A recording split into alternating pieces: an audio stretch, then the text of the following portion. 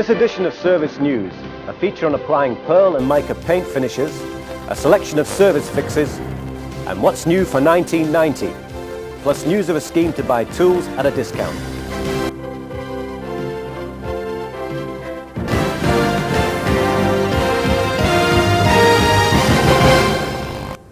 Hello and welcome to the first edition of Service News for the 90s. As usual, the program is packed with technical tips and useful information. But first, here's Dean with news of the Technician of the Year competition. The 5 regional winners in the Technician of the Year competition were invited to spend a day at the factory to compete in the national final. Each winner had 3 practical tests, as well as a written test and an interview. In the end, David Wone of Southern Brothers in Blackburn beat everyone to the post, and Harry State presented him with his winner's trophy and a 5-day trip to Cyprus. High standards there from everyone involved, and well done to the winner. Now, let's take a look at the new addition to the Mini range for 1990. The new Mini Cooper is receiving rave reviews from the motoring press. With twin carburetors, 3-branch exhaust manifold, and a modified 998cc engine, the Cooper is already proving a runaway success in Japan. Now for some service fixes covered recently in technical bulletins, starting with ROVR 800 heaters. Some owners have complained of warm air from the heater when it's set to the cold position. A water valve is fitted in the heater system which cuts off circulation around the heater matrix when the control is set to cold. If there's no vacuum at the pipe, then check all vacuum pipe runs beneath the dashboard for damage. Also, pull gently on the vacuum hose passing through the bulkhead to check for kinks or fouling. As a final check, warm the engine to normal operating temperature and make sure there's no warm air bleed with the heater control set fully on cold. ROVR 800 bulletin item number 128 covers the procedure in full. Now to the new ROVR 200 and how to cure any scrapes and rattles from the rear doors. A check arm is fitted to stop the door opening too far, and this can cause problems if it's incorrectly set. A click can come from the window holder rail as it fouls against the check arm when the window is wound up and down. This will only happen when the door is closed. Similarly with the door closed, a scraping sound would be heard when the window is operated if the check arm touches the glass. All these problems can be cured by simply readjusting the check arm on its fixings. However, if there's a persistent rattle, then you may have to modify the regulator backplate. ROVR 200 technical newsletter, item number 15, contains more information. Staying with the ROVR 200, if you find water in the spare wheel well, it might be caused by a leak around the tailgate. The first thing to do is to carry out a water test. Look for porous spot welds under the roof finishes.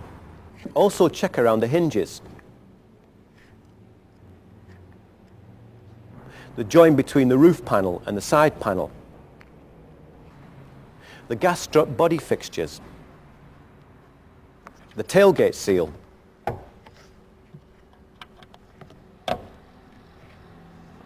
And the vents behind the rear lights.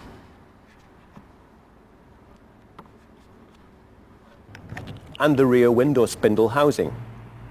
Any leak should be sealed using clear silicone sealant. When you check the tailgate aperture seal, the flange may need building up with PVC tape before you add the clear sealer. Now to a problem on 1-litre Metros and Minis. An intermittent misfire and poor cold starting can result if the starter solenoid is faulty. A feed is supplied along the white and yellow wire from the starter solenoid to the ignition coil when the engine is cranked. A problem with this feed causes difficult start in cold weather.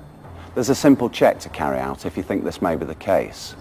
First, remove the coil negative lead to prevent the engine starting. Remove the white and yellow wire from the solenoid and measure the voltage between the solenoid and earth as the engine is cranked. If there's no voltage, you'll need to replace the starter solenoid.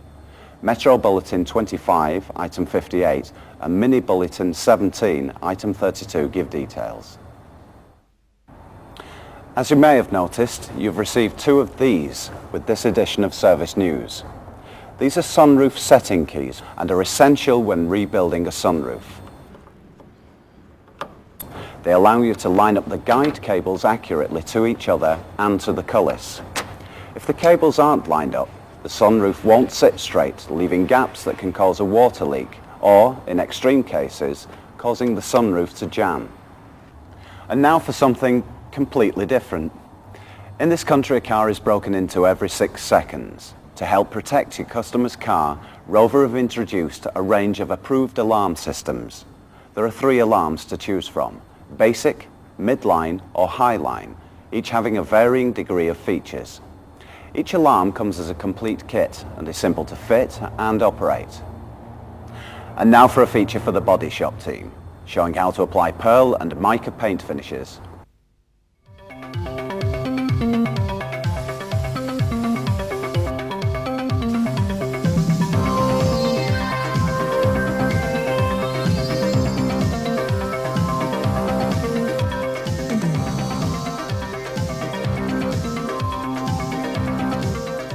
Through the centuries, pearls have always been desired for their beauty. Recognizing this, manufacturers of vehicle refinishing materials have incorporated mica particles into some paints to imitate this natural iridescent pearl effect. This program explains the 2 principal paint finishes available and demonstrates suitable repair methods. There are 2 basic types of pearl paint: 2-coat and 3-coat. Different names are used by the various paint and vehicle manufacturers to describe their finishes, but mostly they can be fitted into one of these 2 categories. Let's take a look at how these paints produce their effects. Conventional metallics contain aluminium particles which reflect light from the surface of the paint. No light is able to penetrate into the paint due to the opacity of the aluminium particles and the heavy concentration of pigment. 2-coat pearls produce an enhanced metallic effect, and repair procedure is the same as for metallic finishes. However, mica particles are used instead of aluminium. The mica, which is in the form of platelets, can be up to 48 microns across, but is less than a micron thick. It's coated with titanium dioxide and/or iron oxide and added to the paint during manufacture. Because the mica particles are translucent, some light is reflected off them, whilst the remainder passes through and is reflected off particles deeper in the paint film, producing a slightly different color. 3-coat pearls make use of the same mica particles, but the paint contains less color pigment than the 2-coat, so it's less opaque. A ground coat, usually white, is applied between the primer and the pearl color coats. Viewed square on, this ground coat is more visible. Viewed from other angles, the pearl effect is greater. There are also special effect pearl finishes. Manufacturers are still experimenting with these, although they're available to the customizing market. The mica particle in this case is coated with a controlled thickness of titanium dioxide. By varying the thickness of this coating, different colors can be produced without using color pigment. The coating interferes with the light path so that a single color is reflected and the complementary color is transmitted. This transmitted color is reflected off the ground coat. Again, the color observed is dependent on the viewing angle. This color change is often described as the flip tone. Different paint and vehicle manufacturers use slightly different techniques and materials to produce their pearl and mica finishes, so their specific recommendations should always be followed.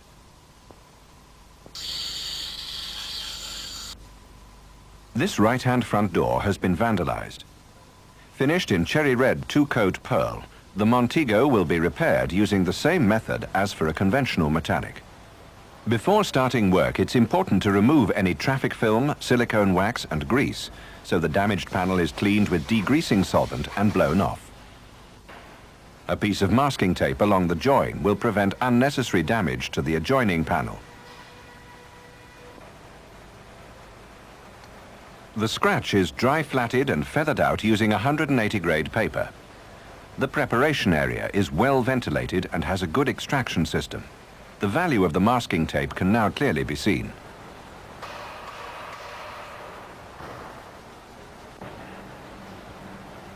The experienced painter can easily feel the panel contours to find out if flatting has been completed to his satisfaction.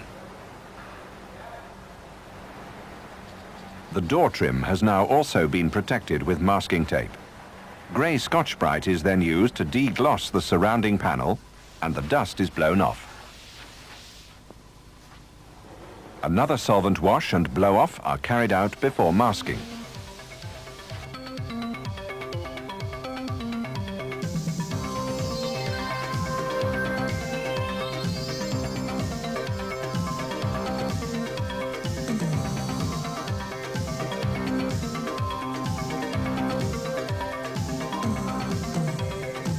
Because white metal has been revealed, a chromate etch primer must be used.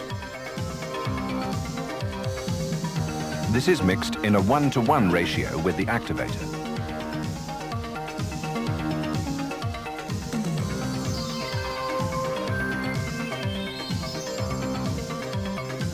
Prior to spraying, the area is washed with solvent, blown off and tack wiped to remove any remaining dust particles.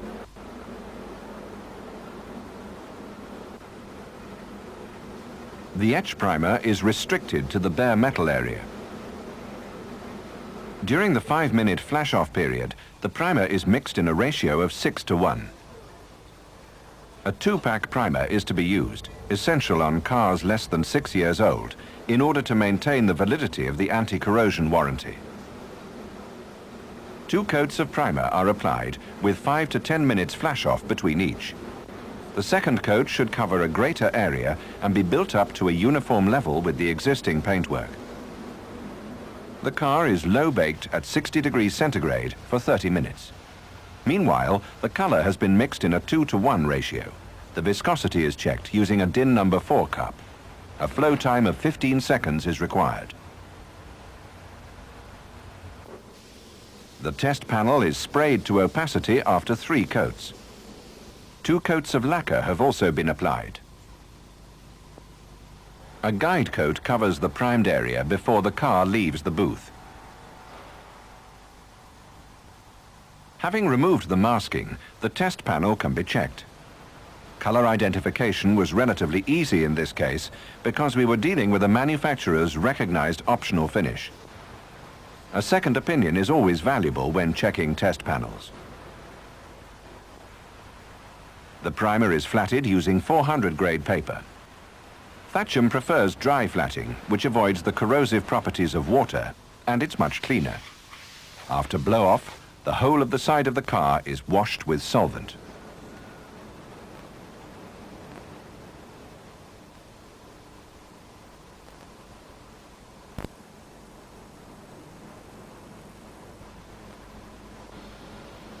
An ultra-fine grade Scotch-Brite is used to abrade the adjacent panels. In this case, the fade-out will be achieved across the front wing and the rear door.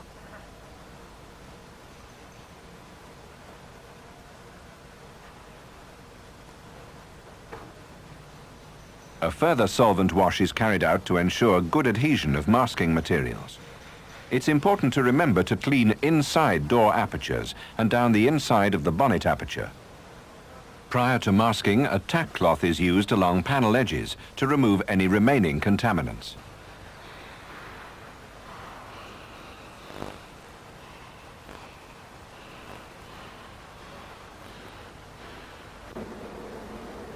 Cleanliness is vital. Once in the booth, the area to be painted is again washed with solvent, blown off and tack wiped.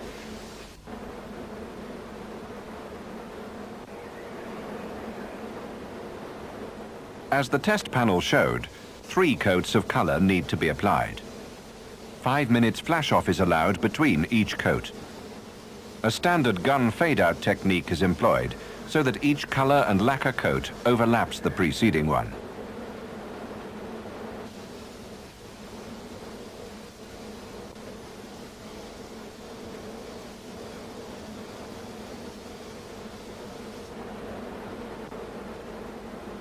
On the final coat, the color is flicked out at the end of each gun pass to achieve the fade-out.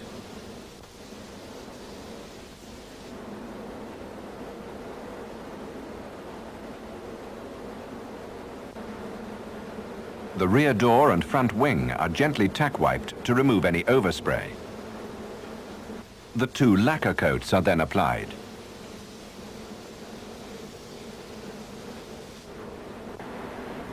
The car is baked for 30 minutes at 60 degrees centigrade.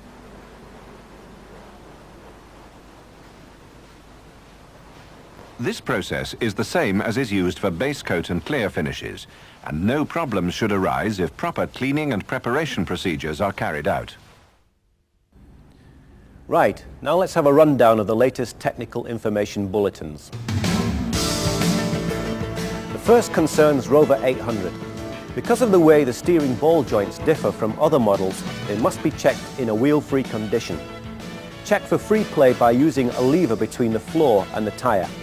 Look out ROVR 800 bulletin, item number 115 for more details. Also on the ROVR 800, if the infrared handset is not working, check the batteries are not flat before replacing the unit. ROVR 800 bulletin, item number 138, covers the checking procedure for sunroof blind rattle, which must be carried out on certain vehicles during PDI. The bulletin also details how to cure the problem by applying cork pads to the blind. Finally on the 800, a rattle from the tailgate on fastback models could be caused by the wiring harness not being secured properly. The rattle can be cured with a block of foam and a harness edge clip. See the bulletin for more details.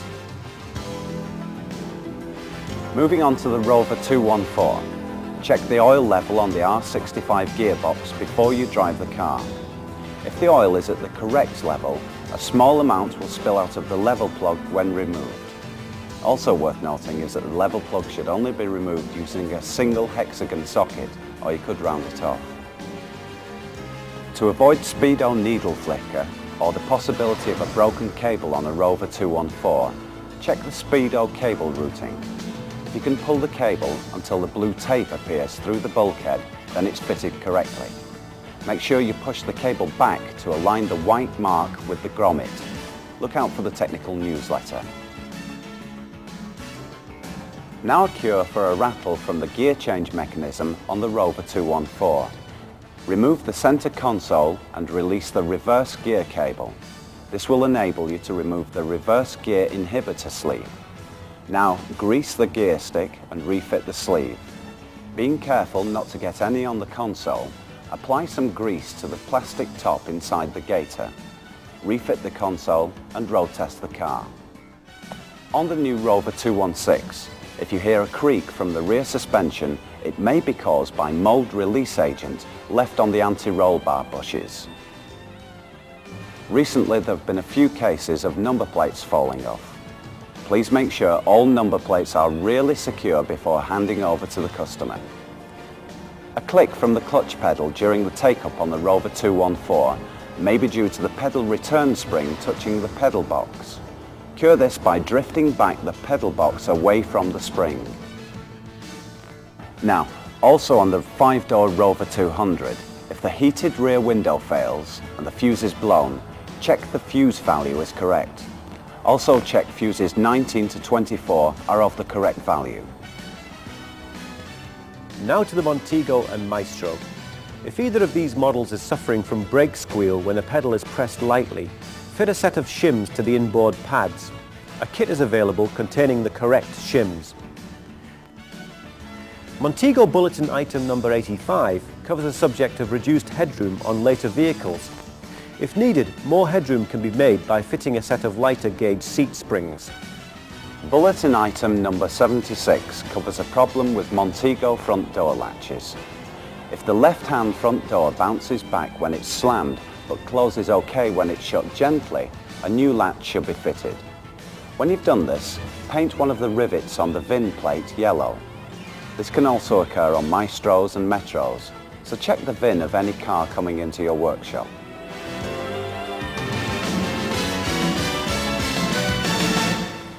In the last edition of Service News, we covered the introduction of catalysts by ROVR. Since then, catalysts have been made available on the whole model range, either as a factory fit option or a retrofit kit. In addition to this, green packs are also available to convert early cars to run on unleaded fuel. Each pack contains a slightly different set of parts, depending on the model. A full list of contents can be found in the service bulletins. The kits are supplied through Unipart, complete with fitting instructions and information for the owner. Now news of discount prices on tools for Rover dealers and employees. This is just a small sample of the tools available from Draper on presentation of an official order.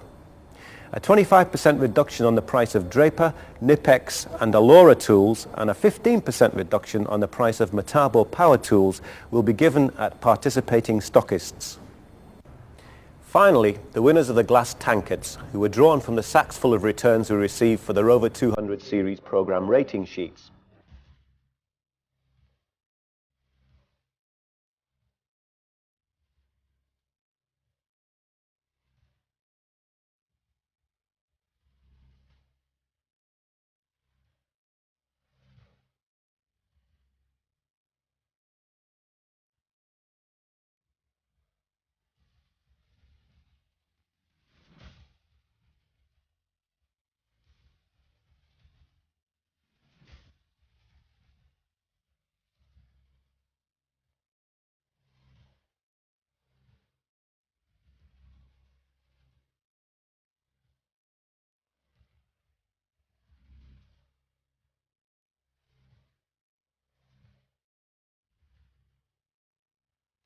Congratulations to all the winners, and thanks to everyone who sent in a reply. All the rating sheets are read, and your comments do influence the way we make our programs. Well, that just about wraps up this latest edition of Service News. I hope you've enjoyed it. See you next time.